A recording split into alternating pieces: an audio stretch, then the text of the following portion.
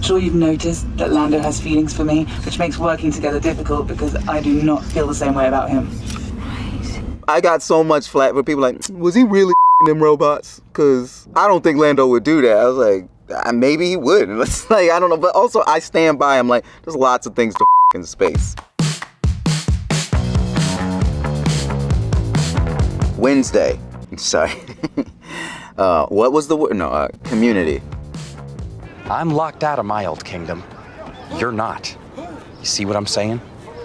You're saying I could be a lawyer. I'm saying you're a football player. It's in your blood. That's racist. Your soul. That's racist. Your eyes. That's gay. That's homophobic. That's black. That's racist. Damn. My whole career has been moments that I didn't realize until afterwards were like special, which I think is exactly how you want them to be. Like, you don't want to realize that. In community, I honed a lot of skills that I didn't know were like valuable. We must have changed like sound crews like I'm not joking, like maybe every 6 weeks. I don't know why, like it just happened that way. So I would have to ADR, and I would ADR entire episodes. And I thought that was normal. Same thing with the improv thing. I thought that was television. I thought that's just what you did. They would be like, yeah, and then Donald says something funny. I am the truest repairman! And I was like, okay, that's Hollywood. So I would just, I think the first season I was like really nervous about it, but once I realized like, oh, you can do this again and again and again and it'll be fine, it really let me like be loose. And also I was like friends with those guys, so I didn't feel like nervous about like, we were always trying to make each other laugh. But he was like, you know, Dan's kind of like a story expert. So he really understands story. So sometimes we wouldn't get the scripts until like the day of. I don't memorize scripts at all anymore. I haven't memorized the script since maybe college.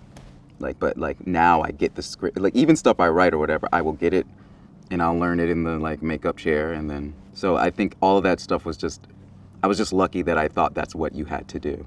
We really appreciate you doing this. Sure. And 3, 2, 1. Troy and Abed in the morning, and we're back. Look who's here, Jeff Winger. Jeff, how do you stay so fit? Diet, exercise, genetics. We had no clue that like people were watching Community. NBC made it very clear. Like they were like, this is a bomb. This show belongs in the garbage. Like they were like, I mean, like, well, it wasn't that. It was just like, you know, we weren't like the cool show. Like everybody was like, Parks and Rec has all the cool people. We were kind of like, oh, I guess we're like kind of the misfits. And like, you know, I had friends on Parks and Rec, and I was like, oh, I guess we're just kind of like, you know, this silly show like no one kind of cares about. I swear to God, it wasn't until I got to Canada. I did like a show in Canada, and people were like going crazy. Like people were walking, they were like, oh, everybody wanted me to do the handshake with them. It was very intense. Like me and Danny went out for dinner at Pine and Crane, like I guess a week ago. Shit was wild. Like I was like, people acted like they would like saw a fucking Pokemon. I didn't realize people cared that much. I mean, I guess we went to Comic-Con once and it was a little crazy, like, but I was like, that's Comic-Con, that's like Nerd Central. So like I was expecting people to like be into it like that. But it is strange now, like where I'm like, oh yeah, people watch the show. Especially now with like it being on like streaming. You know, people watch it in a weekend. Not cool, not cool, not cool, not cool. Hey, buddy. Hey, it's coming back in January. 6 seasons in a movie. 6 seasons in a movie. The Community movie, we're supposed to be, there's some progress on it. We're supposed to be shooting it soon. Haven't seen the script, don't know. I mean, true Dan fashion, we'll probably get it on the first day. But yeah, I mean, like, it's supposed to be happening, but I know just as much about it as you do. Solo. Captain Lando Calrissian. Han Solo. Looks like you're having a good day. I'm a lucky guy. Can I ask you a question, Captain Calrissian? Anything, Han? It's Han, but that's okay. First black man in space, bro. Lando, first black man in space. I guess does Star Trek have any black people? I mean, yeah, like, I guess Star Trek does. I guess, like, Star Trek has, like, a very multicultural, like, crew, which I guess was a big deal back then. But Lando, I guess for some reason, like, people feel like this is a real black person in space. I don't know why. You might want to buckle up, baby. I remember my dad showing me Star Wars and being like, yo, this is Lando. And he's, you know, he also feels pulpy. The rest of those other characters, you know, the whole Skywalker family, you can't really fuck with the canon. you can have a pulpy kind of like shitty Lando novel that feels like outside of the Star Wars universe but still in it, and I think that's why people like him. He's the most elastic of the characters, because you don't know where he's from or who he is or whatever. There's only really those like 3 little books. So yeah, like it was dope to play him. It was really fun. The Calrissian Chronicles, Chapter 5, continued. Personally, I wasn't all that impressed with the Cheru. No sense of humor or style. Nonetheless, there L3 and I were, deep in their sacred temple. And that's when we saw it. Always something. I met Billy D right before I played him. I remember that day, really. We met at Lil Dom's, and he was like really, you know, just a funny guy. Like he didn't talk, like we talked about a bunch of other stuff. Like I wanted to know like what did you feel, like all that kind of stuff. I wanted to really get into, because I really didn't want to let anybody down. And I remember he was talking about like Kauai. I was like, oh, you been to Kauai? Man, I got married on Kauai. Yeah, I got married to that. It was like my second one. I was like, he was talking about, he had all these great stories, but I kept being like, yes, sir, but sir, like, what do I do to play? And he literally goes like, just be charming. Like he was like, just be charming. He's like, that's pretty much it. And he's like looking around. He's like, that's the secret. Like, and I was like, okay. And I guess he's right. Like he's kind of like Lando's like charm incarnate, which, you know, he's kind of a maverick, which I don't think there's a lot of anymore. Like, you know, it's hard to be like the smooth talker nowadays, you know, because like where's the line? But I think that's also where the danger is. It's like, how close can you get without tripping over it? I mean, I would love to play Lando again. It's a fun time to be him. It just has to be it just needs to be the right way to do it. I'm all about like, now it's like, you know, like time is precious. I think everybody's like, you know, in the past couple of years, this pandemic shit like really had people experience time in a way where they're like, well, why am I should be around oranges. Like, and people, you know, like people kind of realize like their time is valuable. You know, you only get so much. So like, I'm not interested in doing anything that's just going to be like a waste of my time or just a paycheck. I'd much rather like, you know, spend time with people that I like enjoy. So it just has to be the right thing, which I think it could be. I mean, like Lando's definitely somebody I like to hang out with. So yeah, I mean, we're talking about it. That's as much as I can say, you know, without Kathleen Kennedy like hunting me down. White Lotus. I'm laughing because you're just like, oh fuck, you really do have to say it though. Atlanta. I know you probably think I'm pretty irresponsible, but I'm working on something that I think could be really big for me and you. You know, I guess like, you know, you just got to be really specific. I think at the end of the day, like, we were really trying to portray like what it felt like to be us specifically. Like me and Steven have like a very like, we're brothers, so we had a very common thread, but we also were seeing different parts, and like but we always sort of felt like we were like the whole show was supposed to feel like whatever, like a little bit, because that's how it felt to us anyway growing up, where it was like, oh, that happened, like, and we got to keep moving, whatever, like a little bit. And I feel like we kind of captured that. Oh. Hey, man. Chill. Congratulations. For what? I choose you. You're my sacrifice.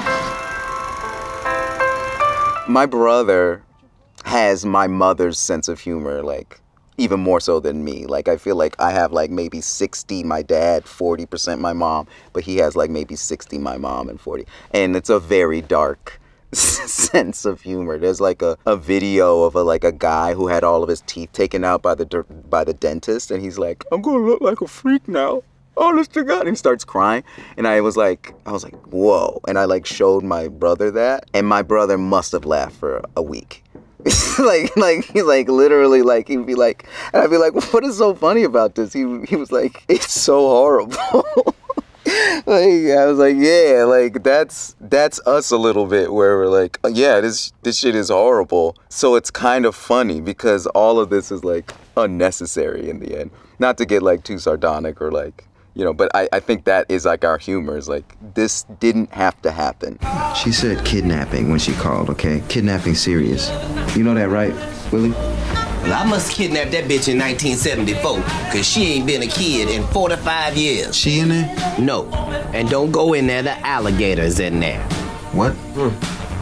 Vibes. There were a lot of guest appearances. Cree. Ugh. I love Cree, I just love her. And she's kind of like the blueprint for like crunchy black kids. So like I feel like I just love her essence, and she's just like such a subtle part of everybody's childhood because she did all those voices. Susie from Runger. So I was just happy to hang with her. Between you and me, I still fuck with Taken.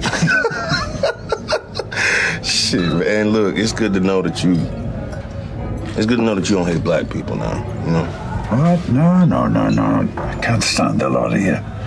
Well, now I feel that way because you tried to ruin my career. The Liam Neeson one was like, yo, shout out to Jordan Peele for making that happen. Yo, shout out. I was like, yo, I have this idea. And obviously Liam was like, I don't know, like I just don't, because he felt a lot of shame. He's like, I was trying to do the right thing. I was like, yeah, and in the writer's room, we had talked about, we're like, is that really the message that we want? Is like, when people actually go out on a limb and go like, I was wrong to like shit on them. We were like, we just thought it was kind of a funny like thing. And also I was like, because the lesson he's going to learn from this is like, yeah, I'm never telling the truth again. So we were like, that's really funny. You think we could get him to do, and what I love about that episode and about him is like that episode doesn't work without him. There is nobody else. Like maybe maybe homie from Seinfeld. Yeah, like maybe him being like that. We were like, but that's not as relevant, and it's not the same. It's like Liam, like it's a different feeling. So we were like, we thought that would work, and like shout out to Jordan Peele who actually put us in contact, and shout out to Liam's son who allowed that to happen. So like that, I felt like that was a super iconic moment. Marshall Johnson? Yes? You've been served.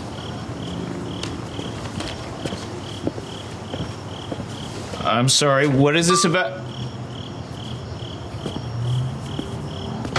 My name is Shaniqua Johnson of the St. Louis Johnsons. Your family owned my great-great-grandmother and father for 12 years. You owe me money. People are gonna hate this. That's what we thought. But I think at the beginning of season 3, we have a big whiteboard in the writer's room, and at the beginning of season 3, when we all came back, I remember writing down in front of everybody, so we remembered. I was like, do what others cannot. I was like, we're the only show that can do this.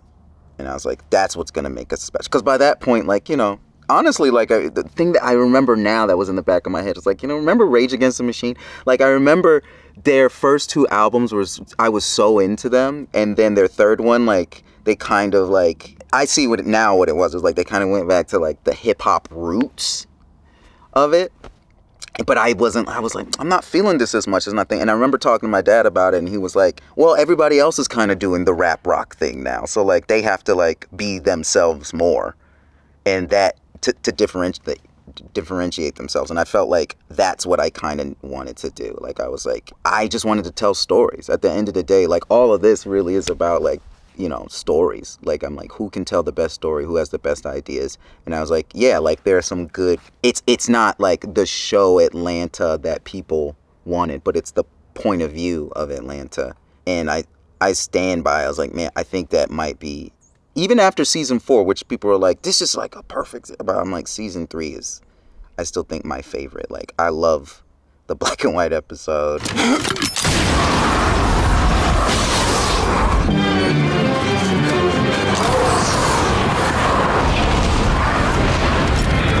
I love so much about that season because it doesn't make you feel like, it's not a warm hug. It's like, it's the feeling of your friend who's never left Atlanta going to like San Francisco or Paris and being like, I like it back in Atlanta. Like, it's like, I want to go back home. Like, that is the feeling. And I think a lot of people reacted that way. They were like, well, where's Atlanta? I want to go back home. There's a great story of like Chief Keef going to like Paris recording with Kanye. And the whole time he was like, this ain't it.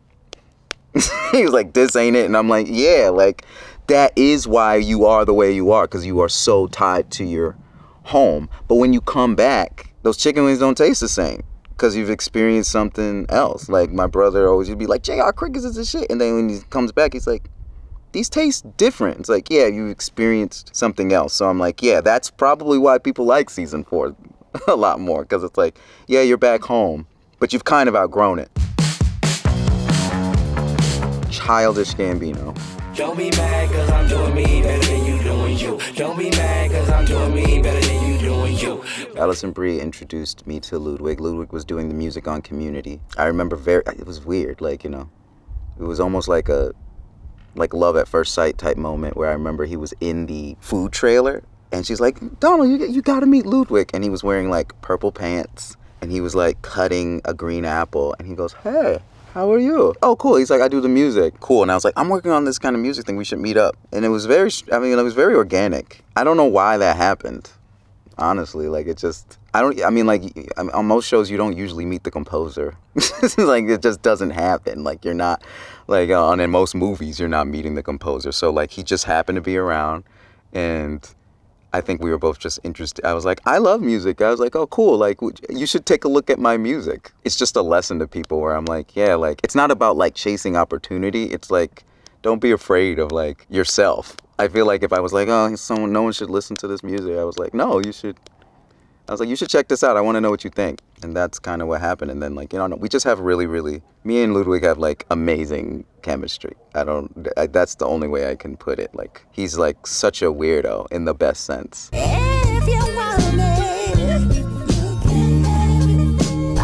I wish you guys could hear the first version of Redbone.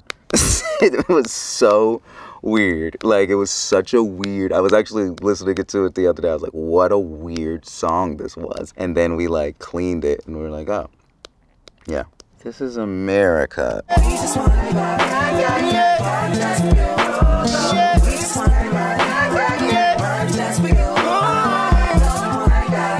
Just be real. Like, we did, you know, time is the oven that makes something special, but we did a lot of work. I had that idea like 3 years before, and I told Hero the idea. He's like, man, he's like, I want to do that. He's like, I really want to do that. And I was like, cool. And I had the song. And I swear to God, like, it started as the idea for the song started as a joke. To be completely honest, like, this is America, like, that was all we had, was like that line. This is America. Don't got you slipping now. Look how I'm living now. And it started as a Drake diss, to be honest. It's like, I was like, as like a funny way of like doing it, but then I was like, this shit sounds kind of hard though, you know? So I was like, let me play with it. So we just had that for a long time. I told Hero the idea and he was like, oh, let's do it. And honestly, we studied Thriller for a long time because I was like, how do you make people care about anything anymore? There's just so much shit. Well, you have to have a moment in real time, which was like SNL, which like Fam and Chad, Wolf and Rothstein, like, we're like, okay, we're gonna do this SNL thing. We'll drop it at midnight. Also, like, the feeling of like what was happening at the time, where I was like, oh, it informed, like, because, you know, of all the uprisings and riots that were happening, like, it really informed like my writing and stuff. And then I was like, oh, I really, you know, I was like having sessions with like, you know, Thug and all these people, and I was like, hey, would you want to get on that? And I was like, you know, like, making it like a We Are the World, like, for trap. I was like, it just became something where I was like, yo, it needs to feel like all of it. To me, culture is just compression of information. So I was like, all of it just needs to be compressed into this moment. So what was happening needed to feel like it could only be happening right now. We shot it on film. That was deliberate. Like, we were like, oh, 2 takes. Like, kind of literally 1 shot. Like, we were like, let's just do it like 2, because it's really 3 shots. It's like that first half, that second half, and then the running. We were like, it needed to feel continuous because it needed to feel like a moment, because moments, I feel like the internet kind of robs moments. So that was really the work that we put in. I feel very, it's interesting that it worked. We were like, oh man, it probably wasn't gonna work. But we really just studied Thriller a lot. We studied how that became iconic, and I was like, oh, well, you know, you have to do a lot of things the first time. And I was like, but Thriller was like a big important part. You know who I did a lot of research on that people don't probably think I did, but I actually watched his moves a lot to make sure I didn't do the exact same thing, was like Robbie Williams. I actually watched him a lot because like I saw him get a lot of hate. And he's not necessarily an actor, but like, you know, mostly multidisciplinary like people, you know, I call it a vent. You need a vent. You need some steam to like let something off because people like, you know, Stevie Wonder, amazing, genius, but people are like, but he's blind. So that's the vent, you know, like same thing with Prince. It's like, oh, but he's short. Like, it's like, oh, but like there's something where, you know, you want to give people a vent to be able to, and I knew that wasn't gonna be easy, but I also was like, but also I think that there's an older generation. I think a lot of things have changed because it used to be about access. So it'd be like, if you had access to be able to make stuff and then you happened to be good, it was different. Now everyone has access. So, and it's way easier to make all these things. It's way easier to make music, you know.